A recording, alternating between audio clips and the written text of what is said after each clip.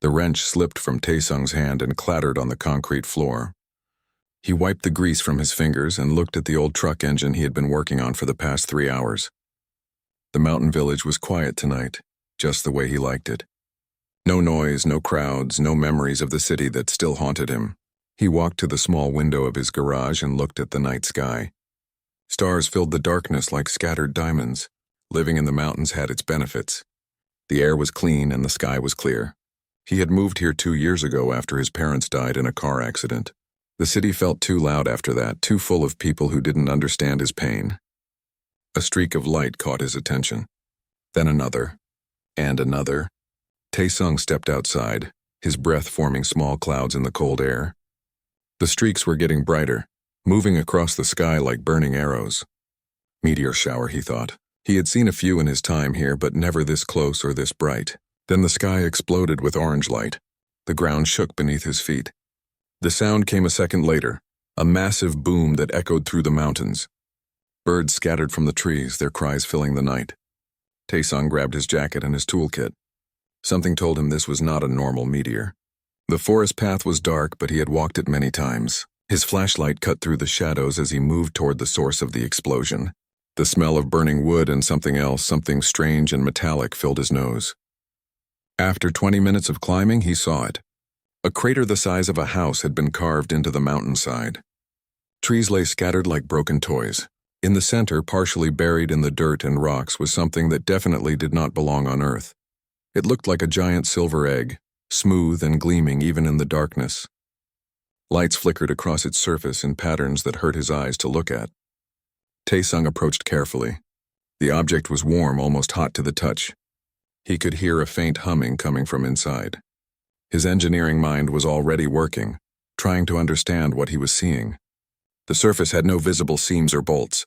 It was perfect, flawless in a way that human technology could never achieve. A hissing sound made him jump back. A section of the silver egg folded open like liquid metal, revealing a dark interior. Smoke poured out and Taesung coughed, covering his mouth with his sleeve. Inside was a person, or something like a person. She was tall, taller than any woman he had ever seen. Her skin had a faint blue tint that seemed to glow in the darkness. She wore armor that looked like it had been grown rather than built, with curves and plates that moved slightly as she breathed. Her hair was long and white, flowing around her face like silk. Purple blood dripped from a wound on her shoulder. Taesung didn't think. He climbed into the pod and grabbed her arm. She was heavy, much heavier than she looked. The armor was dense, probably some kind of advanced material. He pulled her toward the opening, his muscles straining with the effort. The humming grew louder. The lights on the pod started flashing faster. Bad sign, his mind screamed. Very bad sign. He dragged her out of the pod and away from the crater. His lungs burned as he pulled her behind a large rock. 5 seconds later, the pod exploded in a flash of blue light that turned night into day. The shockwave knocked him flat on his back, his ears ringing. When his vision cleared, the crater was even bigger. The silver egg was gone, reduced to small pieces of melting metal. If he had been a few seconds slower, both of them would have been vaporized. The woman groaned. Her eyes opened and Taesung found himself staring into pupils that were vertical, like a cat's. They glowed with a soft golden light. She tried to speak, but the words made no sense. It was a language he had never heard, full of sounds that human throats probably couldn't make. She reached up and touched something on her neck. A device attached to her skin flickered with light. She spoke again, and this time the words were Korean, heavily accented but understandable. Where am I? Taesung sat up, his heart pounding. Earth? South Korea? You crashed in the mountains? She looked at him with those strange glowing eyes. Her expression shifted from confusion to something else. Recognition, fear? He couldn't tell. You are human, she said. It wasn't a question. Yes, and you're clearly not. What are you? She tried to sit up and gasped in pain, clutching her wounded shoulder. Taesung could see now that the armor had been cracked and the purple blood was flowing more freely. I need to get you to my workshop, he said. You're hurt badly. No hospitals. No authorities. Her hand gripped his arm with surprising strength. Please, they cannot know I am here. Who can't know? My people. Your people. No one. She coughed and more purple blood stained her lips. Please. Taesung looked at her, then at the burning crater, then back at her. Every logical part of his brain told him to call the police, the military, someone official. But he had spent 2 years avoiding officials and authorities, and something in her eyes, something desperate and real, made him decide, okay, but you need to trust me. He helped her stand. She was much taller than him, at least 6.5 feet. Together they stumbled down the mountain path. It took almost an hour to reach his garage. She was barely conscious by the time he got her inside and laid her on his workbench. Taesung locked the doors and pulled down the shutters. Then he turned on all his lights and really looked at her for the first time. The armor was amazing. It looked organic, like scales on a fish, but when he touched it, it felt like metal. The wound on her shoulder was deep, cutting through the armor and into her flesh. He had no idea how to treat alien biology, but blood was blood. He needed to stop the bleeding first. He cleaned the wound with alcohol. She hissed in pain but didn't cry out. He used his best stitching techniques, the ones his mother had taught him for repairing leather. The needle moved through her skin with difficulty. Whatever she was made of, it was tougher than human flesh. After an hour of work, the bleeding stopped. He bandaged her shoulder with clean cloth and stepped back. She was breathing more easily now, her eyes closed. Taesung made coffee and sat down, staring at the alien woman on his workbench. What had he done? What was she? Where did she come from? And why did she say no one could know she was here? Her eyes opened. The golden glow was dimmer now, but she was conscious. She looked at him, and when she spoke, her voice was stronger. Thank you. You saved my life. You're welcome. Now tell me who you are. She sat up slowly, testing her shoulder. The translator on her neck glowed as she spoke. My name is Hana. I am a princess of the Velar Empire. She paused, looking at him with an expression he couldn't read. And you are one of the lost ones. Your species was supposed to be extinct. Taesung stared at her, his coffee cup frozen halfway to his lips. What did you just say? Taesung put down his coffee cup carefully, as if the wrong movement might shatter the moment into pieces. The alien princess sat on his workbench, her white hair catching the light from his garage lamps. She was watching him with those strange glowing eyes, waiting for his response. Extinct? He finally said. There are 8 billion humans on this planet. We're not extinct. Hana tilted her head, and for a moment she looked confused. Then something like sadness crossed her face. You do not know, she said quietly. Of course you do not know. They made sure of that. Made sure of what? Who are they? Taesung stood up, his frustration building. You crash into my mountain, I save your life, and now you're talking in riddles. Sit down, please. Hana's voice was gentle but firm. What I am about to tell you will change everything you believe about your world. Taesung sat down. Something in her tone made him want to listen. Hana took a deep breath and began to speak. 20,000 years ago, humanity was not limited to this planet. Your people had ships that could cross the stars. You built colonies on dozens of worlds. You were part of the galactic community, and your civilization was called the Terran Covenant. Taesung laughed. He couldn't help it. That's impossible. We only invented the airplane about 100 years ago. Let me finish, Hana said. The Terran Covenant was feared by many empires, not because humans were the strongest or the smartest, but because you were stubborn. You refused to bow to anyone.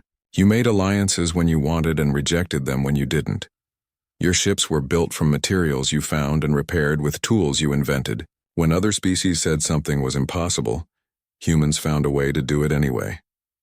She shifted on the workbench, wincing slightly from her wound. The Velar Empire, my people, led a coalition of other powers. They decided that humanity was too dangerous to exist freely in the galaxy. But they couldn't destroy you. That would have violated galactic law and started wars. So they chose a different path. What path?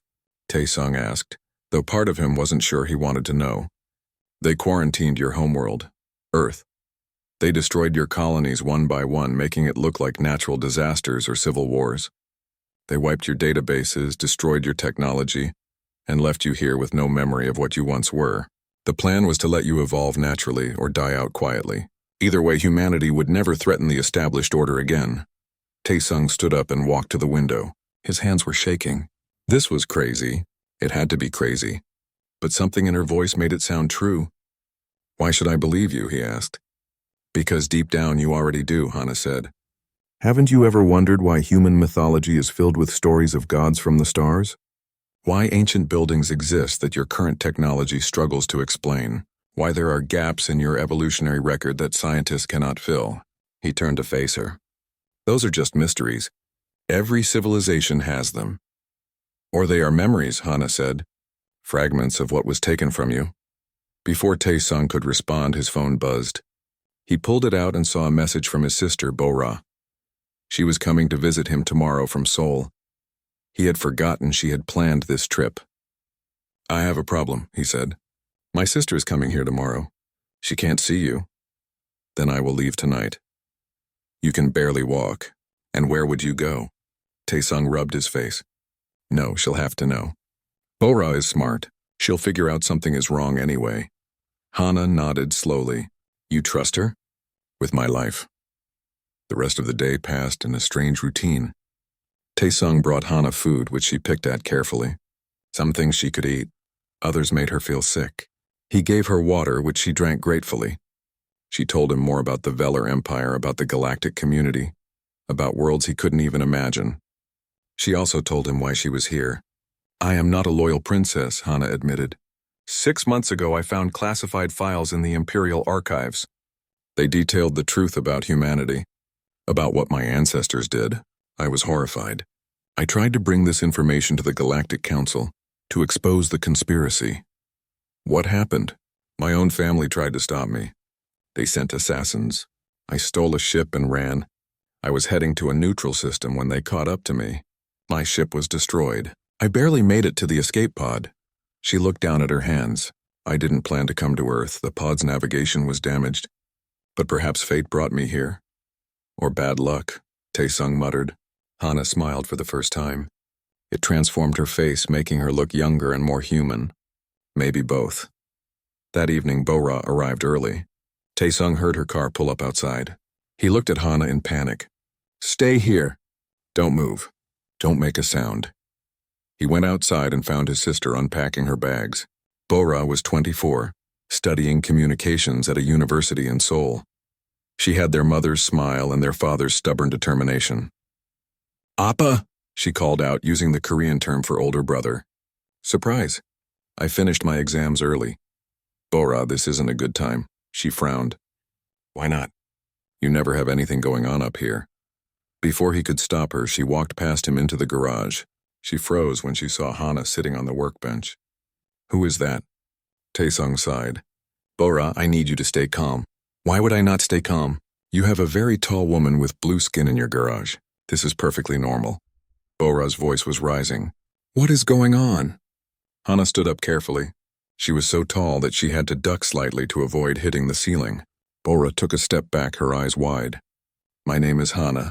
I am not from your world. She spoke slowly, clearly. I crashed here yesterday. Your brother saved my life. Bo-ra looked at Tae-sung. Is this a joke? I wish it was. Prove it, Bo-ra said to Hana. Prove you're an alien. Hana reached to her belt and pulled out a small device. She pressed it and suddenly a shimmer of light appeared around her body. Tae-sung watched in amazement as the air itself seemed to bend and solidify into a transparent barrier. Personal shield, Hana said. It can stop most weapons. Bo-ra reached out and touched the shield. Her fingers met resistance like pushing against invisible rubber. She pulled her hand back quickly. Okay. Bo-ra sat down hard on a chair. Aliens are real. Of course they are. Why not? Over the next hour, Tae-sung and Hana explained everything to Bo-ra. His sister listened carefully, asking questions that Tae-sung hadn't thought to ask. She was good at this, he realized. Her communications training was showing. So let me understand, Bo-ra said finally. You're a runaway princess. Your people are looking for you. And if they find you here, what happens to Earth? They will do nothing to Earth, Hana said.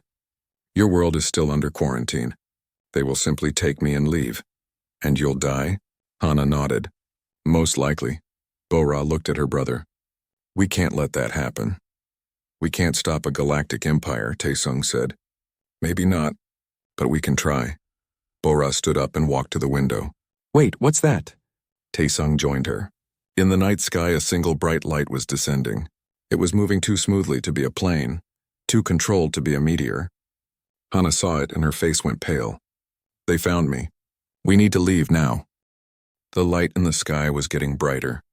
Taesung grabbed his emergency bag from the shelf, the one he kept packed for mountain emergencies. Bora was already collecting her things, her hands moving fast but steady. How much time do we have? Taesung asked. Hana was staring at the descending light with a look that mixed fear and calculation. Minutes. Maybe less. They will scan for my life signature first. When they find it, they will come fast. Then we go into the mountains, Taesung said. I know those paths better than anyone. Even with their technology, they can't track what they can't see. They left through the back door of the garage. Taesung led them up a narrow trail that most people didn't know existed. It wound through thick forest and over rocky ground. Hana moved quietly despite her size, her armor somehow making no sound against the branches. Behind them, the light touched down near the village. Taesung didn't look back. He kept moving, counting his steps, remembering every turn. Bora followed close behind, her breathing heavy but controlled. After 30 minutes of climbing, they stopped in a small clearing. Hana leaned against a tree, her hand on her wounded shoulder. The bandages were spotted with fresh purple blood. You're hurt worse than you said, Bora observed. I will survive. I have survived worse. Taesung pulled out his phone. No signal this high up, which was both good and bad. They were isolated, but they couldn't call for help either. Not that he knew who to call. The police? The military? What would he even say? A sound made them all freeze. It was distant but clear. Something moving through the forest. Something big. They are using hunters, Hana whispered. Drones designed to track biological signatures. We need to keep moving. They pressed deeper into the mountains. The terrain grew rougher. Taesung's mind was racing. He knew these mountains, but he wasn't a soldier. He was a mechanic. How was he supposed to fight aliens with advanced technology? Then he remembered something. The old military bunker. During the Korean War, soldiers had built defensive positions throughout these mountains. Most had been abandoned and forgotten. But Taesung had found one during a hike 2 years ago. It was hidden in a ravine covered with decades of growth. If they could reach it, they might have a chance to rest and plan. Follow me, he said. I know a place. They changed direction, moving parallel to the ridgeline. The sounds behind them were getting closer. Taesung could hear the whine of machines now, high-pitched and unnatural. Bora stumbled on a root and fell. Taesung helped her up quickly, but they had lost precious seconds. Through the trees he could see lights. Moving lights searching in a grid pattern. Run, he said. They ran. The forest became a blur of shadows and branches. Hana was fast despite her injury, her long legs covering ground quickly. Bora kept pace, her university athletics training showing. Taesung led them down a steep slope, half running and half sliding. The ravine appeared suddenly. One moment they were in forest, the next they were at the edge of a drop. Taesung found the narrow path that led down, barely visible in the darkness. Careful, he warned. It's steep. They descended single file. The lights above were very close now. Taesung could hear voices too, speaking in the same strange language Hana had used before her translator kicked in. They sounded cold and professional. At the bottom of the ravine, hidden behind a curtain of vines, was the bunker entrance. Taesung pulled the vines aside and revealed a rusted metal door. He pushed it open with a screech of old hinges. Inside, quick! They scrambled into the darkness. Taesung pulled the door closed and locked it from the inside with a heavy bar. He turned on his flashlight and looked around. The bunker was exactly as he remembered. Concrete walls covered with old maps and faded writing. Empty ammunition boxes in the corners. A table and chairs all rusted but still standing. And in the back, old radio equipment that probably hadn't worked in 70 years. We're safe here, Taesung said. For now. Hana was examining the bunker with interest. This is a military fortification. Old but well made. From a war a long time ago, Bora said. She was looking at the radio equipment. This stuff is ancient, but the design is interesting. Can you fix it? Taesung asked. Why would we fix it? There's no power, and even if there was, who would we call? Hana stepped forward. I have a power source, and if you can make this equipment work, even partially, we might be able to send a signal. To who? Taesung asked. There are species in the galaxy who oppose the Velar Empire. If we can reach them, if they know I am here, they might come. They might help. Hana pulled a small crystal from her armor. It glowed with soft blue light. This is a power cell. It should provide enough energy. Bora's eyes lit up. She loved puzzles like this. Okay, let me see what we have. While Bora and Hana worked on the radio, Tae-sung explored the bunker more carefully. He found old weapons, mostly rusted beyond use, but there were also tools, wire, and other supplies. His engineering mind started working. If the hunters came down here, they would have superior weapons and armor. But they would also have to come through that narrow entrance, one at a time. And if Tae-sung could set up the right kind of trap, he could even the odds. He started gathering materials. Wire for tripwires, empty bottles that he could fill with gasoline from his emergency kit, old metal that could be shaped into crude caltrops. It wasn't much, but it was something. Above them, they could hear the sounds of searching. Footsteps, mechanical whines, voices speaking in alien languages. The hunters were thorough, checking every possible hiding spot. Tae-sung worked quietly, setting up his traps near the entrance. Bora and Hana were making progress with the radio. The old equipment was flickering to life, powered by the alien crystal. Static filled the air, then a few broken tones. It's working, Bora whispered excitedly. Sort of. The signal is weak, but it's there. Hana connected her translator to the radio. I can modulate the frequency to carry a message across star systems. It will take time for anyone to receive it, but if we can keep transmitting, someone will hear. How long? Tae-sung asked. Hours? Maybe days? A heavy thud hit the bunker door. They all froze. Then another thud. Something was trying to break in. Tae-sung picked up a piece of metal pipe. It felt inadequate against alien technology, but it was all he had. Bora grabbed another pipe. Hana activated her shield and pulled out her energy weapon. The door shook with each impact. The bar was holding, but Tae-sung could see the metal starting to bend. Keep transmitting, he said to Bora. No matter what happens. Appa, do it. The door burst inward with a shower of rust and metal. A figure stepped through the opening, backlit by searching lights. It was tall and armored, carrying a weapon that hummed with power. Behind it, Tae-sung could see more figures waiting. The first hunter stepped on the tripwire Tae-sung had set. The gasoline bottles fell and shattered, coating the hunter's legs. Tae-sung didn't hesitate. He threw his lighter. Fire erupted in the narrow entrance. The hunter screamed and stumbled back. The flames spread quickly in the confined space, creating a wall of heat and light. The other hunters pulled back, regrouping. That won't stop them for long, Hana said. It doesn't have to. Tae-sung was already moving to set up another trap. It just has to slow them down. A metal sphere rolled through the flames. It beeped twice, then released a cloud of white gas. Tae-sung recognized it immediately. Some kind of gas weapon. Hold your breath, he shouted. But it was too late. The gas was already spreading through the bunker. Tae-sung felt his lungs burning. His vision blurred. He could hear Bora coughing, hear Hana's shield crackling against the gas. He fell to his knees, his pipe clattering on the concrete floor. The last thing he saw before darkness took him was the hunters entering the bunker, their silhouettes dark against the flames. Tae-sung woke up to the sound of voices. His head felt like someone had hit it with a hammer. He tried to move and realized his hands were bound behind his back with some kind of energy restraint. It didn't hurt, but he couldn't break it no matter how hard he pulled. He was still in the bunker. Bora was next to him, also bound and slowly waking up. Hana was across from them, her restraints glowing brighter than theirs. 3 hunters stood guard, their weapons ready. The leader stepped forward. Tae-sung could see now that under the armor the hunters looked similar to Hana. Blue-tinted skin, tall frames, those same glowing eyes. But these eyes were cold and professional. The leader spoke in that alien language. Hana's translator, still attached to her neck, flickered and translated. Princess Hana, you have caused significant trouble. The Emperor commands your return. I will not go back, Hana said firmly, not to face execution for telling the truth. The truth is what the Emperor says it is. The leader turned to look at Tae-sung and Bora. These humans helped you.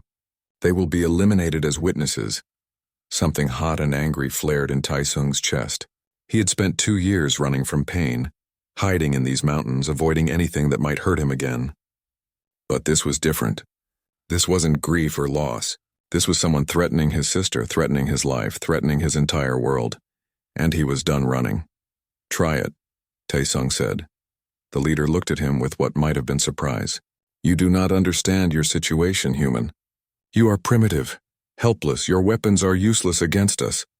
Maybe, Taesung said, but you're going to find out that humans don't give up easily. Before the leader could respond, a sound echoed through the ravine. A helicopter. The hunters immediately went on alert, checking their weapons and scanning the area. A voice boomed through a loudspeaker, speaking in Korean. This is Captain Yoon-ho of the Republic of Korea Armed Forces. We have you surrounded. Release the civilians and surrender your weapons. The leader laughed. Your primitive aircraft are no threat to us. But Taesung noticed something. The hunters were nervous. They hadn't expected the military to find them so quickly. Whatever scanning technology they had, it apparently hadn't detected the approach. The bunker door, still damaged from the earlier break-in, suddenly exploded inward again. This time it was human soldiers who poured through, wearing gas masks and carrying assault rifles. They moved with practiced precision, taking positions and aiming at the hunters. Captain Yoon-ho entered last. He was in his 40s with gray at his temples and eyes that had seen combat. He looked at the scene, at the aliens, at the bound humans, and his expression never changed. I'm going to ask this one time, Yoon-ho said calmly. Release the civilians. Your weapons cannot harm us, the leader said. Want to test that theory? For a long moment nobody moved. Then one of the hunters made the mistake of raising their weapon. The soldiers opened fire instantly. The noise in the confined bunker was deafening. The hunters' shields flared to life, stopping the bullets. But Taesung noticed something. The shields were flickering. They could absorb the impacts, but it took energy, and energy could be depleted. Yoon-ho noticed too. Keep firing! Sustained bursts. The soldiers switched to automatic fire. The hunters' shields grew brighter and brighter, then started to fail. One shield collapsed entirely and the hunter stumbled back. The other hunters grabbed their leader and retreated through the back of the bunker, using smoke grenades to cover their escape. As soon as they were gone, the soldiers moved forward and released the restraints. Taesung's hands were free, tingling as blood flow returned. He immediately went to Bora, helping her stand. Are you okay? He asked. I think so. That was insane. Yoon-ho approached them. Are any of you injured? Do you need medical attention? We're fine, Taesung said. How did you find us? We've been tracking strange signals in this area for 3 days. When we saw the alien craft land near your village, we mobilized immediately. Yoon-ho looked at Hana with fascination and a bit of wariness. And you are? Hana stood towering over everyone in the bunker. My name is Hana. I am a refugee from the Velar Empire. I crashed on your world by accident. And those things that just ran away? Hunters sent to retrieve me. They will not stop. More will come. Yoon-ho processed this information quickly. Then we need to move to a more defensible position. My base is 20 kilometers north. Can you walk? Yes, but you should know something, Captain. Those hunters will be back with reinforcements, and when they come, your weapons may not be enough. Then we'll have to make them enough. Yoon-ho turned to his soldiers. Pack up everything in this bunker. The radio equipment, the tools, all of it. If these aliens want to fight, we'll show them what humans can do. They moved out quickly. The soldiers formed a protective circle around Taesung, Bora, and Hana. The helicopter was waiting in a clearing nearby, its rotors already spinning. On the flight to the base, Taesung sat next to Hana. You were right, he said quietly, about humans being stubborn. I am beginning to see that, Hana replied. She looked tired, her wound obviously causing her pain. But stubbornness alone will not win against the Velar Empire. Maybe not, but it's a start. The military base was hidden in the mountains, built into the rock itself. Yoon-ho led them into a command center filled with screens and communication equipment. Soldiers were already working, tracking the alien signals and preparing defenses. Tell me everything, Yoon-ho said, sitting down at a conference table. And I mean everything. What are we dealing with? Hana explained it all.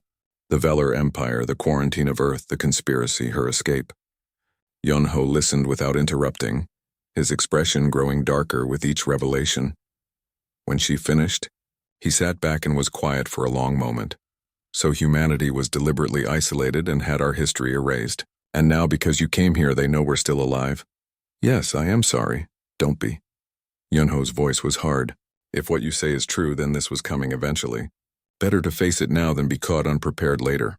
He turned to Taesung. You're an engineer, right? Can you work with our people to figure out how their technology works? I can try. And you, Yunho said to Bora. You got that old radio working. Can you help us improve our communications? If more aliens are coming, we need to be able to coordinate with other military units. Yes, sir. Good. Yunho stood up. We have maybe 12 hours before they attack again. Let's make them count. The next hours were a blur of activity.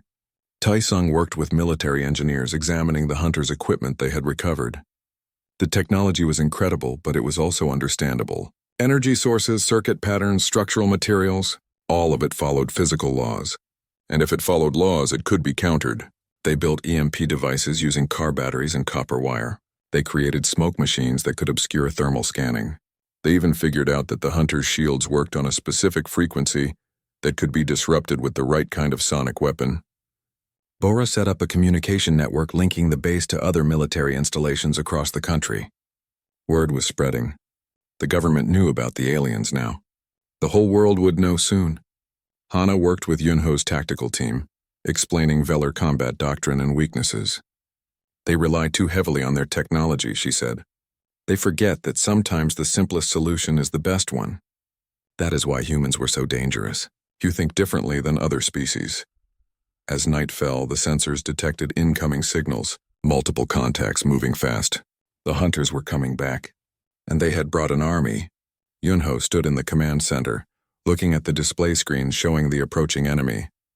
His soldiers were ready, positioned throughout the base with their improved weapons and new tactics. This is it, he said. We show them that humanity isn't extinct. We show them that we're not prey. He looked at Taesung, Bora, and Hana. Get to the secure bunker. This is going to get messy. But Taesung shook his head. No, we started this. We're seeing it through. Bora nodded in agreement. Even Hana, injured and exhausted, stood tall. Then welcome to the war, Yunho said. Let's teach these aliens what happens when they underestimate humans. The attack came at midnight. The base's sensors lit up with contacts descending from orbit. Not just a few hunters this time, but dozens of them. They came in drop pods that screamed through the atmosphere like falling stars. Taesung watched from the command center as the first pods landed in the valley below. Doors opened, and armored figures poured out, moving in organized formations. These weren't just hunters. These were soldiers. All units, this is command. Yunho's voice was steady on the radio. Hold your positions. Wait for them to enter the kill zones. The Velar soldiers advanced up the mountain toward the base. They moved confidently, their shields active and weapons ready. They had probably fought hundreds of battles across the galaxy and won them all, but they had never fought humans on human terrain. The first trap triggered when the lead squad crossed an invisible line. The EMP devices that Taesung and the engineers had built activated all at once. A pulse of electromagnetic energy washed over the Velar soldiers. Their shields flickered and died. Their weapons went silent. For exactly 3 seconds, they were vulnerable. Human soldiers opened fire from concealed positions. Without their shields, the Velar armor was tough but not invincible. 3 soldiers fell before they could retreat. The others dove for cover, scrambling to reset their equipment. But the humans weren't done. Smoke grenades exploded across the valley, thick white clouds that obscured vision and blocked thermal scanning. The Velar soldiers, used to fighting with clear sensor data, were suddenly blind. Taesung watched Yunho coordinate the defense with admiration. The captain was using every advantage, turning the mountain itself into a weapon. Rock slides blocked advancing troops. Hidden trenches became traps. Human soldiers appeared from nowhere, struck hard, and vanished before the Velar could respond. It was working. Against all odds, it was actually working. But then the second wave arrived. These drop pods were larger, carrying heavy weapons and vehicle-sized combat drones. The drones were massive, walking on multiple legs like metal spiders. Their armor was thick enough that small arms fire bounced off harmlessly. We need something bigger, Yunho muttered. Taesung had an idea. The old artillery pieces in storage. Can we use them? Those haven't been fired in decades. They might explode if we try, or they might work. Taesung was already moving. It's worth a shot. He ran to the storage area with a team of engineers. The artillery pieces were there, covered in dust and rust. But the mechanisms were simple, mechanical rather than electronic. And simple meant repairable. They worked frantically, cleaning firing mechanisms and loading shells that were probably older than Tae-sung. It was insane and dangerous and might kill them all. Bora appeared at his side. Need help? You should be in the bunker. So should you. She picked up a wrench. Now show me what to do. Together, they got 3 artillery pieces operational. They wheeled them to firing positions and aimed at the valley where the combat drones were advancing. Fire! Tae-sung shouted. The ancient guns roared to life. The recoil was massive, nearly knocking the weapons off their mounts. But the shells flew true, arcing through the night sky and slamming into the drones below. Explosions lit up the valley. One drone collapsed, its legs blown away. Another had its main weapon destroyed. The third tried to retreat but was hit by a second volley. In the command center, Yunho was actually smiling. That's it. Keep firing! The battle raged for hours. The Velar soldiers kept coming, wave after wave. But for every advantage they had in technology, the humans found a counter. When the Velar brought in flying units, human soldiers shot them down with modified surface-to-air missiles. When the Velar tried to flank around the mountain, they found the paths blocked by landslides and human snipers. But there were casualties. Soldiers fell defending their positions, the base's outer defenses were being steadily overrun, and Tae-sung knew they couldn't hold forever. That's when the signal came. Bora, monitoring the communications equipment, suddenly jumped up. I'm getting something! It's not human, but it's not Velar either. Hana rushed to her side. Let me hear it. Strange sounds filled the speakers. Hana's translator worked overtime, converting the alien language. This is the merchant fleet of the Kel Alliance. We received Princess Hana's distress signal. We are entering Earth orbit now. Velar forces, cease your attack immediately. This world is under the protection of the Kel Alliance by order of the Galactic Council. In the valley, the Velar soldiers suddenly stopped advancing. Their communication channels were filled with frantic chatter. Orders and counter-orders flew back and forth. Then slowly they began to retreat. The combat drones powered down. The drop pods launched back into orbit. Within minutes, the valley was empty except for the damage and destruction left behind. It was over. Tae-sung sat down heavily, his entire body shaking with exhaustion and relief. Bora hugged him tightly, tears streaming down her face. Around them, soldiers cheered and embraced each other. Yunho approached Hana. Thank you for the warning, for helping us fight. Without your knowledge, we would have lost. No, Hana said quietly. You would have found a way. That is what humans do. Over the next few days, everything changed. The Kel Alliance ships remained in orbit, their presence preventing any further Velar attacks. Representatives came down to meet with Earth's governments. They brought news from the galactic community, offered trade agreements, shared technology. But they also brought a choice. Tae-sung stood with Hana on a cliff overlooking the valley. The sun was setting, painting the sky in shades of orange and purple. A Kel Alliance shuttle waited nearby, ready to take Hana to their fleet. You're really going, he said. I have to. The Galactic Council wants to hear my testimony about the quarantine. This is my chance to expose the conspiracy, to make sure what happened to Earth never happens to another world. And after that, Hana was quiet for a moment. I do not know. I am still a wanted criminal in the Velar Empire. I will probably spend the rest of my life running. Or, Tae-sung said slowly, you could have people to run with you. She looked at him, her golden eyes reflecting the sunset. What do you mean? The Kel Alliance offered Earth a chance to rejoin the galactic community. They said we could send representatives, ambassadors, people to learn about the galaxy and teach others about humanity. Tae-sung took a deep breath. I'm going. Yunho is going. Bora is going. We're going to show the galaxy that humans aren't extinct, that we're not going to hide anymore. Tae-sung, you would be leaving everything behind. Your home, your world. My home is where I choose to be. And right now I choose to be wherever there are people who need someone stubborn enough to keep fighting. He smiled. Besides, you said it yourself. Humans don't give up easily. Hana looked like she wanted to say something, but emotions stopped her words. Instead, she just nodded. The shuttle lifted off that evening carrying 5 humans. Tae-sung, Bora, Yunho, and 2 engineers. They were Earth's first ambassadors to the stars in 20,000 years. As the shuttle broke through the atmosphere and into the black of space, Tae-sung got his first real look at the galaxy. Stars stretched in every direction, countless and beautiful. Somewhere out there were worlds humans had once called home. Somewhere out there was humanity's lost history. Hana sat beside him, her shoulder still bandaged but healing. "Are you afraid?" she asked. "Terrified," Taesung admitted, "but also excited. We get to explore the galaxy. We get to meet other species. We get to show everyone that humanity is back. They will not make it easy for you. Many powers still fear what humans might become." "Good, let them be afraid." Taesung looked at her and smiled, because humanity didn't survive 20,000 years of isolation just to bow down to anyone now. The shuttle docked with the Kel Alliance flagship. Captain Yunho immediately began military consultations. The engineers started learning about alien technology. Bora set up communication protocols with Earth. And Taesung found himself standing before the Galactic Council 3 days later, telling them Earth's story. He spoke about the quarantine, about the lies, about how humans had been left to struggle alone. He spoke about the recent battle, about how humans had fought back against impossible odds.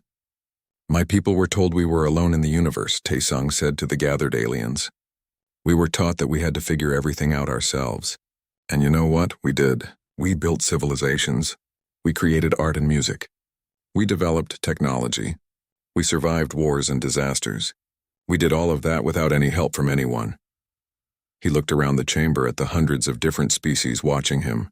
"Now you're telling us we were never really alone, that we were part of something bigger, that our history was stolen from us." Taesung's voice grew stronger. "Well, here's what I have to say about that. We're back, and this time nobody gets to tell us what we can or cannot do. Humanity makes its own choices from now on." The council chamber erupted in discussion. Some species objected. Others applauded. But everyone understood that something had changed. Earth was no longer isolated. The lost ones had returned, and they had a lot to say. Weeks later, Taesung stood on the observation deck of the Kel Alliance flagship, watching Earth shrink in the distance. Hana joined him, moving carefully as her wound continued to heal. "Do you regret it?" she asked. "Leaving your world?" "No, I spent 2 years hiding from life after my parents died. I was so afraid of being hurt again that I stopped living." He turned to face her. "You crashed into my mountain and changed everything. You reminded me that life is about moving forward, not hiding. I did not intend to crash, you know." "I know, but I'm glad you did." Taesung smiled. "So what now? Where do we go from here?" Hana looked out at the stars. "Wherever we need to go. You wanted to show the galaxy what humanity can do. I want to show them that change is possible. Together, I think we can do both." "Together," Taesung agreed. "I like the sound of that." The ship jumped to hyperspace, carrying them toward the next adventure. Behind them, Earth continued to spin, no longer alone in the darkness. Ahead of them, the galaxy waited, full of challenges and wonders. And somewhere in the vastness of space, other species were beginning to learn an old truth that they had forgotten. Never underestimate humanity, because humans don't stay down. They don't stay quiet. And they never ever give up.